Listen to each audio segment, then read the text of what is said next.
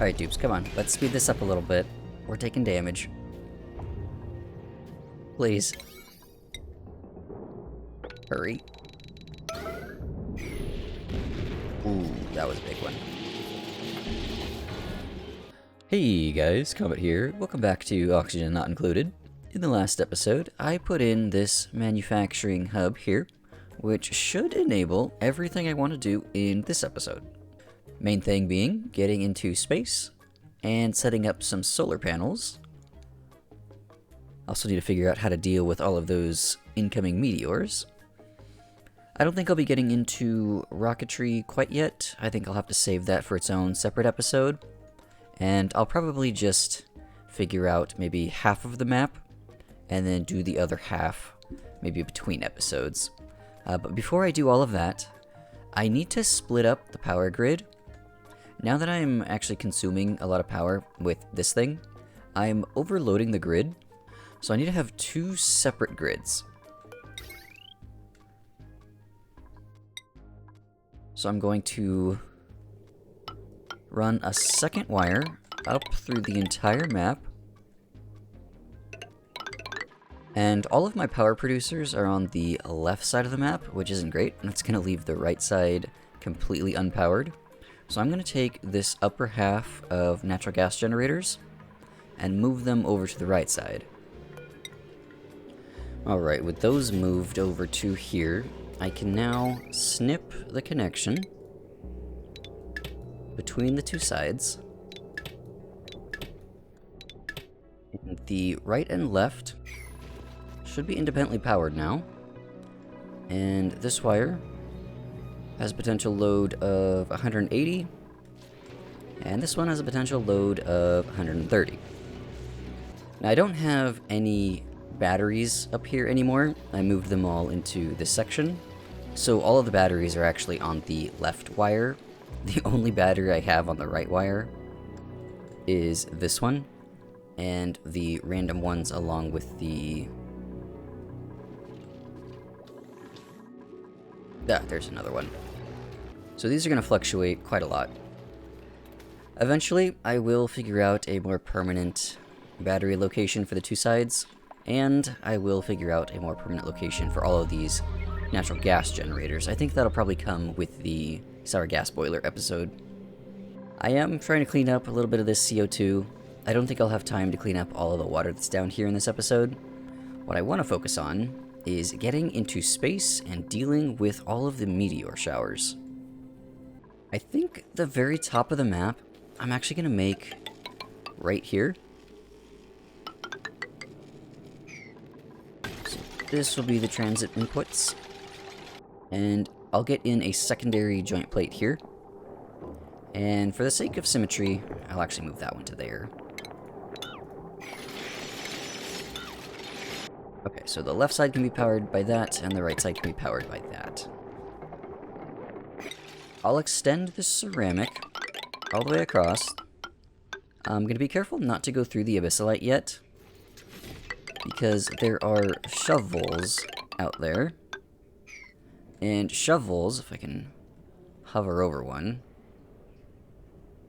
Well, I can't find any at the moment, but I know they're out there. They have an insane pathing ability because they can tunnel through things. They can't tunnel through the abyssalite, so I don't want to let them into the main base and then give them access to pathing anywhere. That'd be a lot of unnecessary calculations. It'd slow the game down a little bit. So I'm going to try and capture them as I find them. But I should be sealed off right here now, so I'm going to extend this ladder up and do some exploring. I want to see how far away I am from the top of the map. And then I can plan out all of my space floors. Surface breach. My duplicates have managed to breach the surface of our rocky prison. It's such a triumphant soundtrack.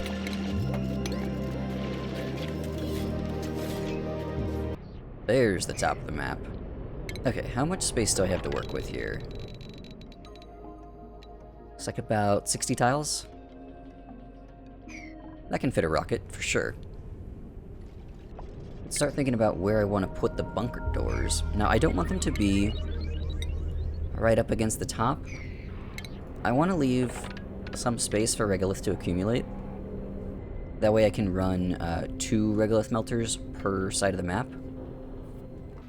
So I made another tab to deal with meteors. Zoom in a little bit on this one. So this data is just taken straight from the wiki. So in the base game, there is 3 types of showers. You can have a gold, iron, or copper shower. And then you can see their different durations here.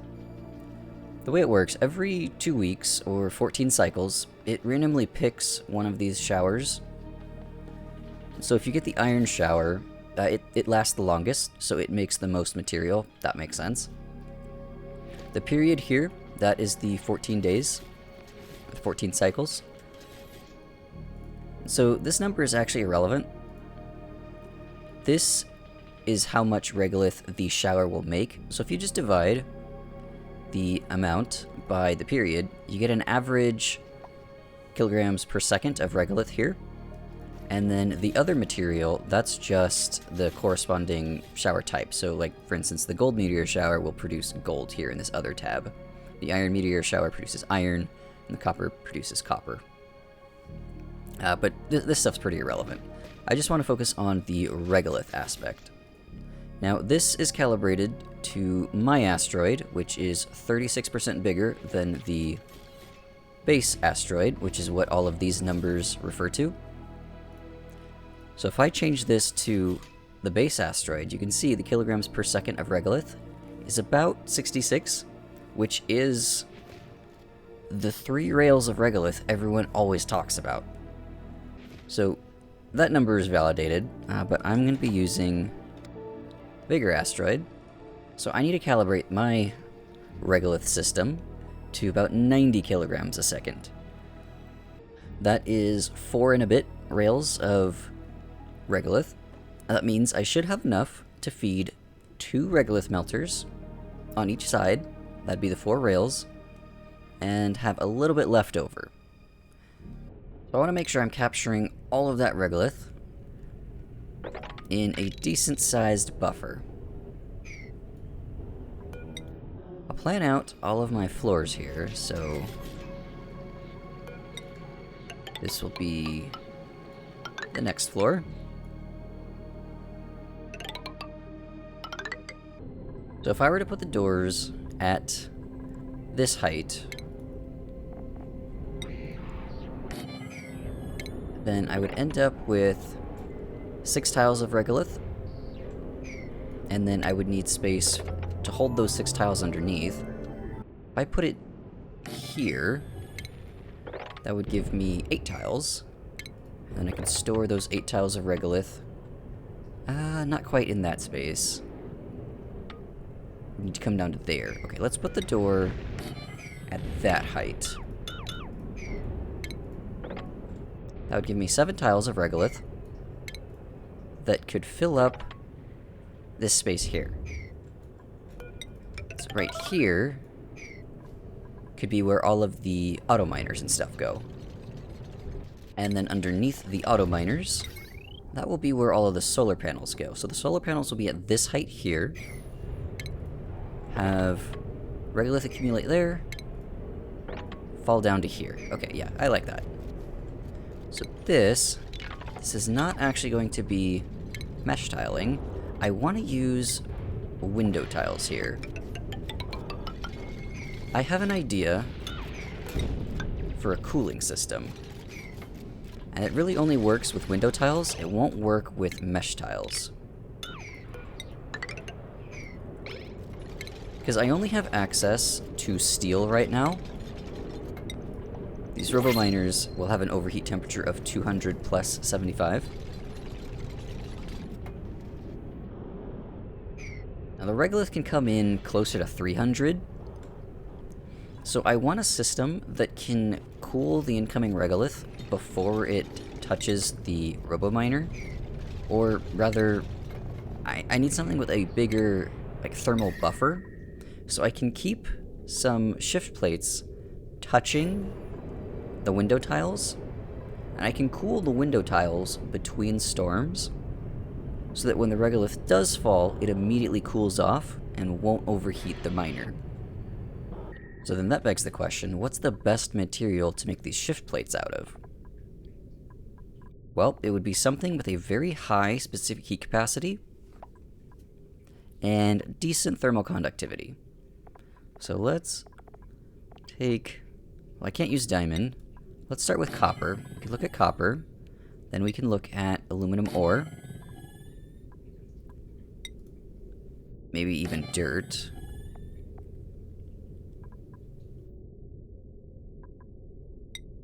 Lead would melt. I have a ton of granite. I can look at granite's properties. Iron. Now, aluminum might be the best for this. We'll test that. Gold. I think gold is going to be the same as copper.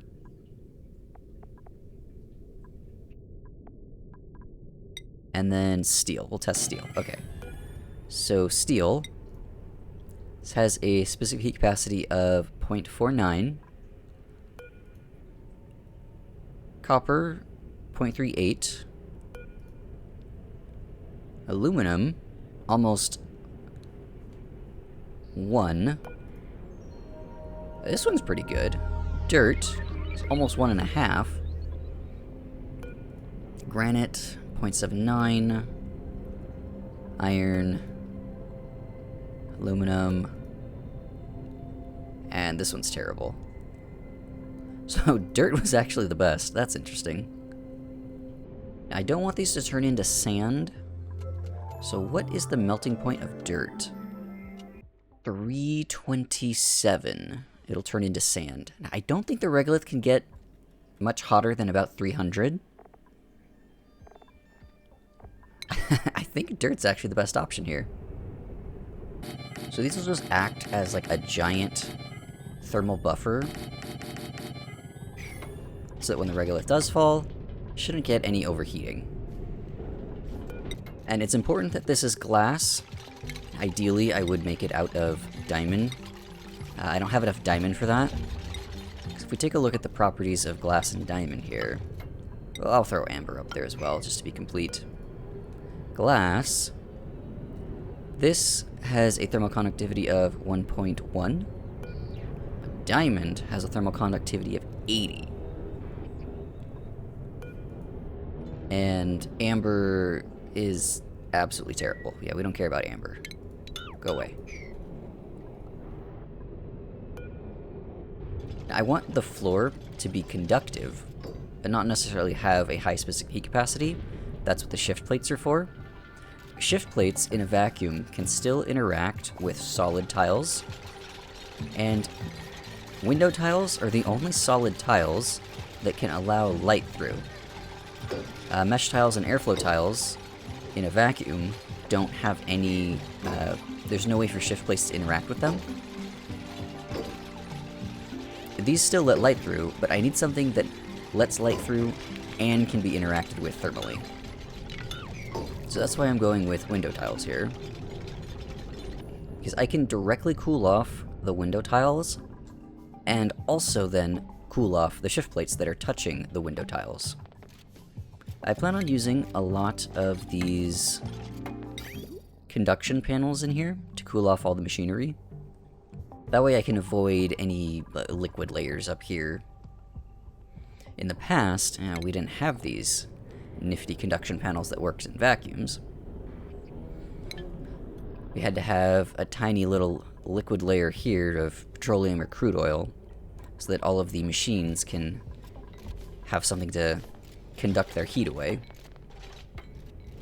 So with the transportation complete, I will queue up all of the build commands up here, and then come back once the duplicants have finished all of that. Alright, so I've made it out to the right side of the map here. I can start planning out what space I want to use for all of my rockets. I don't think I'm going to be working on the left side anymore. This has also gotten all the way over to there, but once I figure out what I'm doing on the right side, it's just a matter of mirroring it over on the left side. So I'm going to use the right side kind of like as the sandbox. Now, in the future, I may go into debug mode and get rid of all of these neutronium spikes here. If I do that now, it'll actually lock all of the achievements. On Steam, it won't lock it in the game, but it won't qualify for the Steam achievements. And believe it or not, I haven't gotten to the temporal tear in any of my runs. I've got like over 4,000 hours in this game, and I don't have that achievement. So I want to try and accomplish that in this series. So I'm not going to be using debug, but once I get to the temporal tear, I will. And I'll remove all of this neutronium. So for the sake of rocketry designing, I'm going to pretend like this neutronium isn't here. The first rocket will then go right up against this part here. I'll keep the 4 tiles there. So the closest to the right I can make the first rocket is right here. Then I'll need some space for gantries. We need to have some kind of silo mechanism. And then maybe like a ladder down the middle. So that I can get another rocket on this side. So duplicates can easily get in and out of the rockets here. There would be the other wall there. Up here, I would just fill all of this in with bunker tiling to extend the neutronium up. So this would line up with that bunker door right there. If I think about how I'm going to power these gantries, though, I would need some kind of a joint plate to get the power through the silo wall. And if I put one right here, well, I can't put one right there because then the inputs would conflict right here in the middle. And I can't run heavy watt wire through the gantry. This tile right here acts as like a solid block. So I might need a little bit more space. If I come out a few blocks...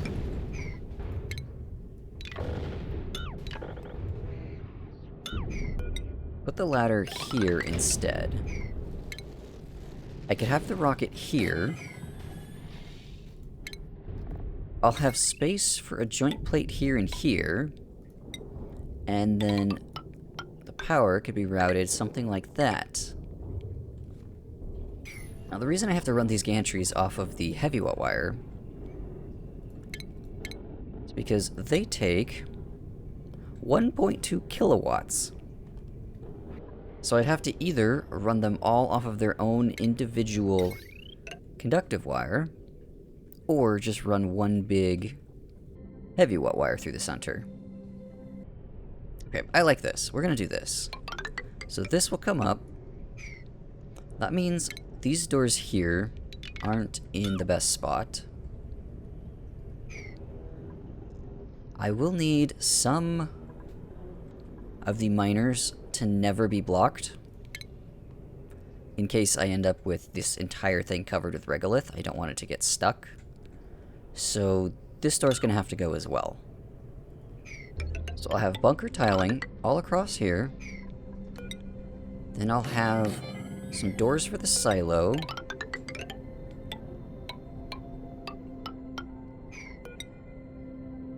And then doors for this silo. And then all of this will just be filled in with bunker tiles. Okay, so this spacing should work out just fine.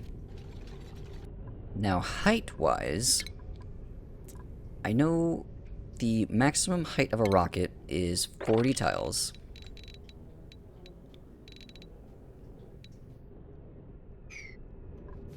If the command capsule lines up with this here, I would need to come down 35 tiles to right there. And this would be the very bottom. Count back up. 40 puts it right there. That is in line perfectly with all of the flooring back over here. I like that. Because then that gives me a little bit of space right here to put in like a heat spike so that I can capture all of the heat from the rocket as it leaves. And that's actually going to be what powers the Regolith melter. But that is still many episodes away. I'm going to start off with just a Regolith cooler. Maybe even feed some shovels with that. But once I get all of the machinery up here swapped over to thermium, it won't need to be cooled anymore. The incoming Regolith will actually cool it off. So I won't need the Regolith cooler. Then I can start sending the Regolith to the Regolith melter instead. I've also got a little bit of space over here for some scanners. And if the automation is set up correctly on these, they don't even need to have access to space. They could be literally down at the bottom of the map, way down here, and still function properly by connecting them together on a single wire and then inverting that signal through a NOT gate before sending it in to the doors. Then if any of these detect the incoming object, the doors will close. Doesn't matter which one, because there's so many of them, the chances of at least one of them detecting the object is great enough for them to work without any visibility. Now, if this was done the other way around, where if it was first inverted and then joined together, that wouldn't work. Because then all of them would need to be detecting in order for this wire to change. So I'll have one set of scanners for this rocket, one set of scanners for this rocket, and then I could put some other scanners closer to the center to control the doors for meteors. Or I could just put them over here. I think this would be easier. I'll just extend this out and put in a third row here. So these will connect up, these will all connect up, and then all of these will connect up. This will go into this set of doors, all the way to the center. And it would be redundant, but I could put those same scanners over on the left just to make it symmetrical to control the left half of the doors. All of the doors could be controlled just from these here, but I prefer symmetry. What are you doing? How did you get there? Dig yourself out.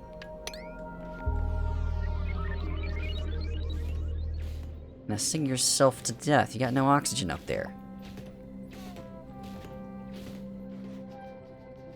Now, all of these doors are going to need power. I can't just run the heavy wire through the bunker doors. That won't work. So they have to be powered with the conductive wire. So I've got a bunch here. This first wire can power the first set of 16. I take the maximum draw of a conductive wire of 2 kilowatts and divide it by the 120 watts that each door takes. That works out to be 16 doors before it would overload the wire. Then the next set can be powered by this wire. And then the next set after that will have their own wire here.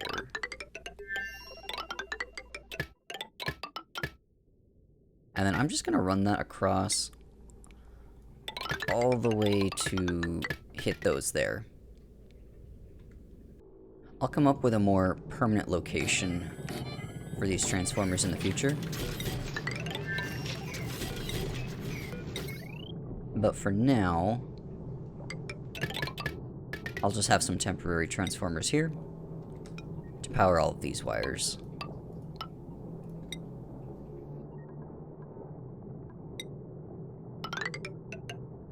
So with all this infrastructure in place now, I can start thinking about how I want to do the exact layout for the miners, sweepers, and loaders.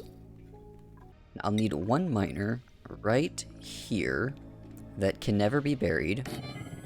That way it's guaranteed to at least dig out the next one, which could dig out the next one, which could dig out the next one, all the way down the line to the center of the map. Then to get power through this whole thing, I'm just going to use one big heavy watt wire. And make sure I jump over those connections with a bridge. So spacing-wise on everything, I think it's going to come down to the conduction panel.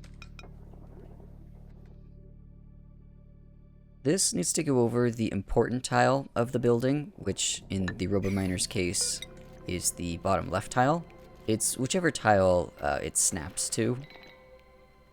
So if I wanted to cool off the space scanner, then it would also be the bottom left tile, because that's the snapping point.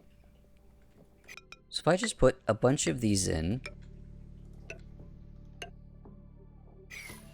the next RoboMiner could go here, and then here, and then here. I could actually get the conduction panels closer together if I space them out like this, vertically, instead of horizontally. Let's try that spacing. I think that'll give me more flexibility. So this RoboMiner will need to have its own conduction panel. Then the nearest RoboMiner to that, or the farthest RoboMiner could be there.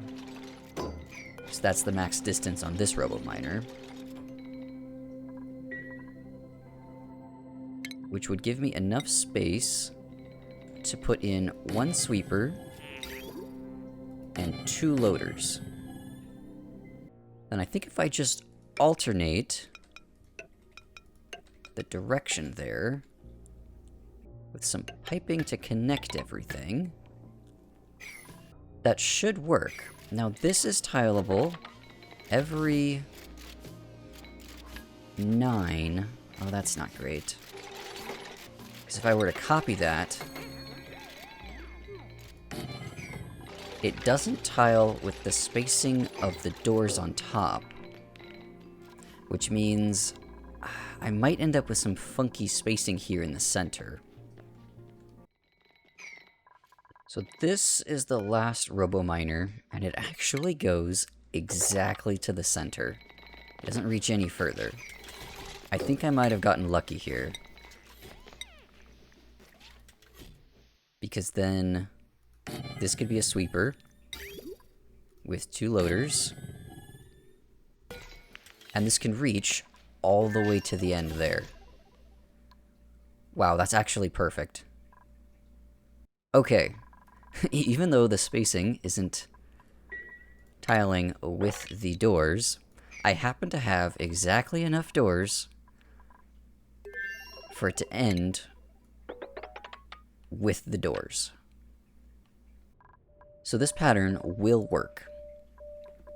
So the way I want to do the shipping, one of these loaders will be for Regolith, one of them will be for everything else.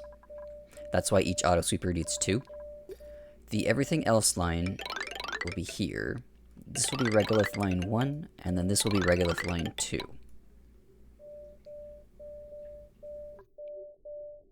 So everything else can just drop down into there. And then the Regolith, using a bridge, I can have full throughput to either lane, whichever one happens to be open. I'll just need to put a bridge here. And then 2 bridges down there. And then that one connect into there. This is a everything else line, so it just connects into there. So the one on the right side of the sweeper will be Regolith. And then this one on the left side will be everything except Regolith. Alright, all of the sweepers, loaders, and miners have been put in place now. Not ready to open these doors yet. Still need to cool these off somehow. So I'm going to make a little contraption right here. This is temporary. This will cool both the regolith and the liquid that will be flowing through all of this piping here. I'm going to use a counterflow heat exchange to do that. So I've just got a basic turbine set up here. All of these will output into a single pipe, and because this is in space, this can just be regular granite piping. It doesn't need to be insulated. It'll run down here, where it will flow across some valves, and these will all be set to 1,000 grams max, or 1 kilo. So the cooling fluid would come down this way into the steam room, where it would drop off the majority of its heat. But then I want to split the flow using some valves. So right here, I'll take some of the flow, and then right here, I could take a little bit more. It'll go down through the counterflow on both sides, and then join back up right here.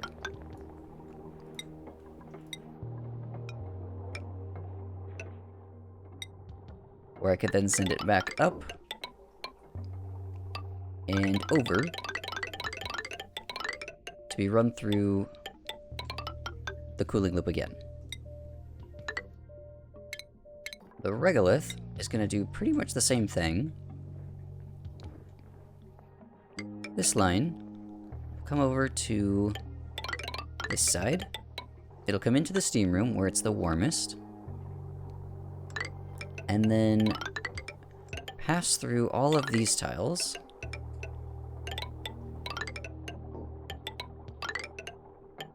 before making its way out. So this one will come in here and zigzag this way. Now I could use this regolith to feed some shovels and a shovel ranch, but I think that would have to be its own separate video. I just want to focus on the collection and cooling of regolith in this video. Now the liquid I'm going to be using to cool all of this is not what you'd probably expect. Water would instantly boil. Polluted water would also boil. Well, it probably means I'm going to use crude oil. Well, crude oil is okay. It wouldn't boil till it gets to 400 degrees. It has a specific heat capacity of 1.69, so decent heat throughput. Petroleum is actually a little bit better. Its specific heat capacity is a little bit higher, but there's something even better still. And that is naphtha. It has the same boiling point as petroleum, but it has a much higher specific heat capacity, which means it can hold more heat as it goes through the cooling loop before returning to the heat deletion area. And then the thermal conductivity is significantly lower than petroleum. It's a 1/10, but that's not as important as the specific heat capacity. Because I'm going to be using all of these aluminum tiles here and aluminum piping, it more than makes up for the fact that naphtha has a very low thermal conductivity. Now the cooling loop for the steam turbines, that's just going to be polluted water.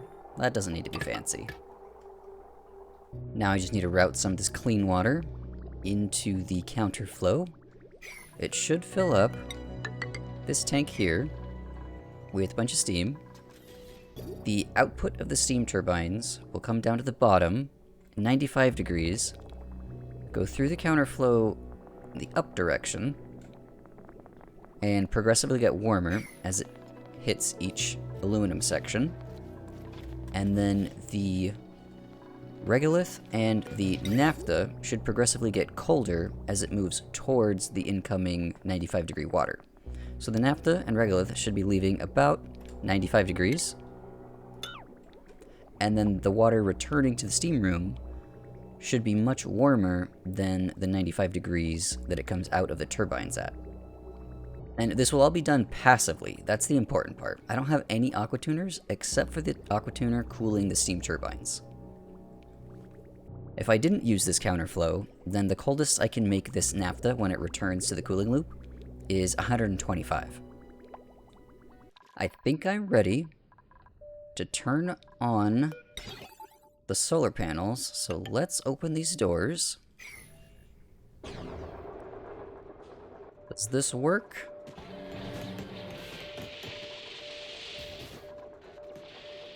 Nothing's breaking yet. The Regolith is saturating both lines. The extra stuff is on the third line there. I'm actually going to get some duplicates up here to help out these robo-miners. Because these doors had been closed for so long, I had the maximum amount of Regolith possible full. But here comes the Regolith. Comes in at 180-ish. 200 on that one. It's going to counterflow through. The water is stopped right now, just because these turbines don't have any water to pick up. And so this actually has the kind of counterintuitive, but the way to make this run the coldest is to put the warmest material in possible. Because then that guarantees the steam turbines will be running, which means the 95 degree output water will be what cools the naphtha as it leaves. But if there's no water coming through, then the naphtha is going to leave warmer. There we go. Now we got some steam. That'll improve heat exchange efficiency in this room a little bit. There we go. First steam turbine has turned on. We're going to get some counterflow action here soon. Because once that one steam turbine turns on, it'll start pulling more heat back into the steam room, which should turn on some more steam turbines. So right now, without the counterflow, because the turbines aren't working, the naphtha is leaving around 123. But as more and more of those turbines turn on, we should see the output temperature of this naphtha slowly decrease.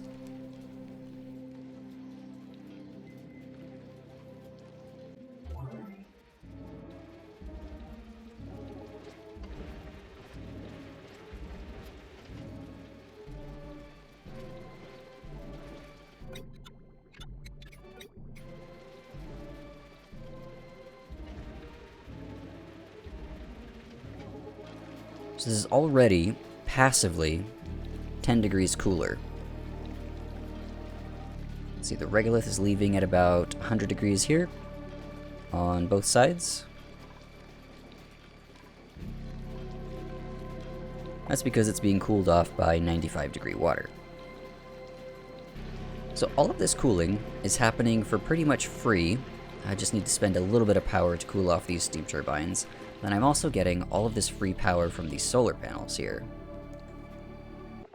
I do need to put a few batteries back in for this side of the map, because solar panels aren't that great by themselves. They work really well when combined with batteries. All of the heat stored in the Regolith up here kind of acts as like a thermal battery when it's run through all these turbines. So I'll always have these to rely on, as well as these generators here. But sometimes it won't be enough when these doors are opening and closing. Those take a lot of power. The next meteor shower's here, nice and protected. These scanners here were able to detect the shower on time, even though they have no access to space. So this is just the automation overlay here one more time. They're all linked together, and then run through a NOT gate before going into the doors. And I think the minimum number of scanners needed to do it this way is 6. I have a 7th one just because that's what fit in this space here. This is working really well. The naphtha's leaving at 110-ish, and it's coming back at around 220. So it's doubling in temperature as it makes its way through all of the hot areas before returning to be run through the counterflow. And so this is all the plumbing overlay for the counterflow. Got the cooling loop up here for the turbines.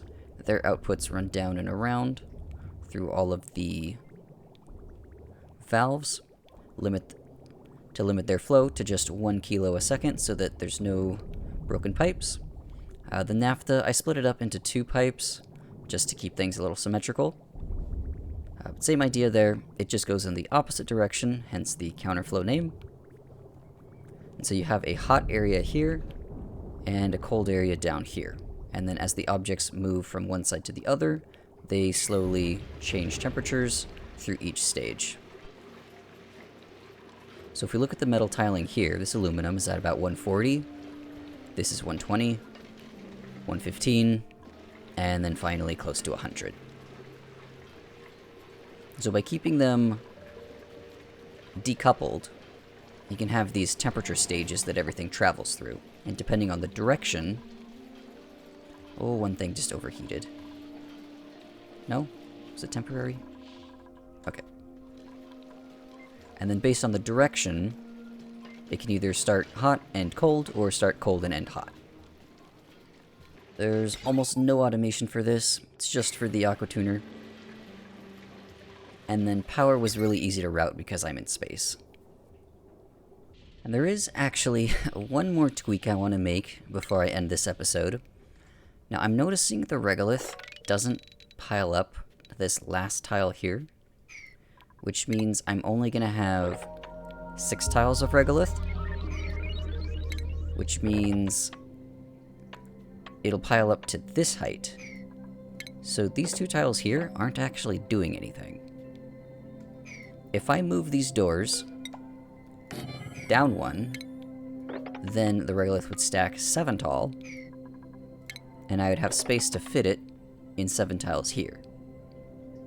So I'm going to quickly, while there's no storms going on, deconstruct all of this. Everything down 1, including all of the power, that needs to follow.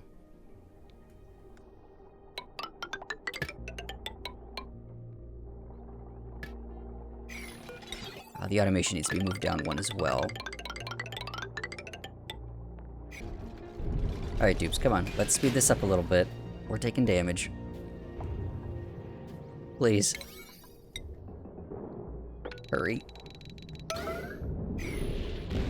Ooh, that was a big one. Please. No.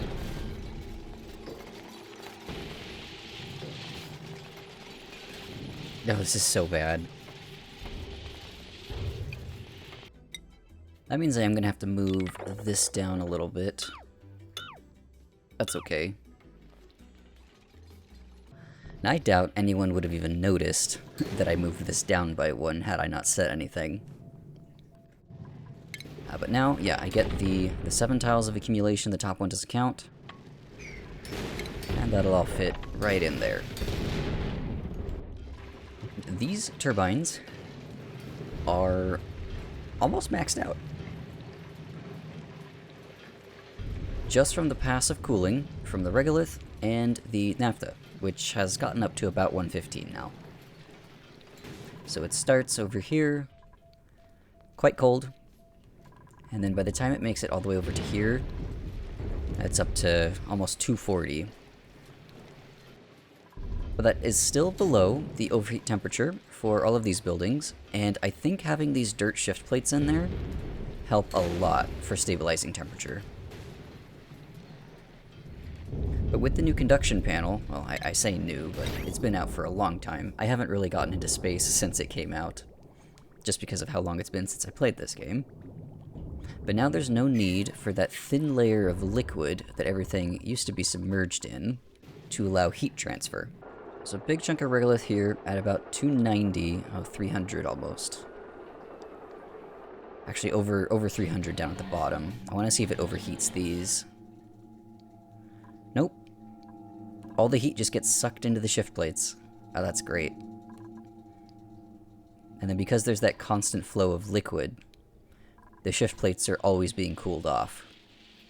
So yeah, it acts as like a thermal buffer so that the initial shock of the regolith falling can't get up to temperature to break all of these machines. Now, this is only a fraction of the power that I can get out of this regolith. Once I get into the regolith melter, I would get 5 times the amount of power out. So I am really looking forward to that build, but I think that's everything I want to do in this episode. I got my regolith collection under control. Solar panels are in. I am processing the regolith here, cooling everything off. I also split up the power grid, so I shouldn't be having that overload problem anymore. I'd like to get in a proper battery box for both sides of the map. Once I get solar panels over on this side, I'll have to do all of this between episodes. It's just going to be the same thing I did over here. You've already seen it once. I don't need to show it again. I am set up to start launching rockets in the next episode. I just need to get in the telescope so I can start researching the star map and figure out where I actually want to send the rockets. That means I'm also going to have to take on some pilots. Now, my duplicate count is getting a little high. It's starting to get difficult to manage. So I might make like an in-between episode, just like a tips and tricks thing for how I manage my duplicants. But overall, that looks great. I'd also like to start cleaning up the bottom of the map again. Got a lot of water down there I need to deal with. I might also dig out some more of the map between episodes. Now that I can see the entire map, I'll just go ahead and get rid of all of the non-cold biomes. But getting access to space is another step closer to beating the game, so it's hard to be disappointed with today's progress. That's going to be it for this episode. I hope you learned something. Thanks for watching, and I'll see you in the next one.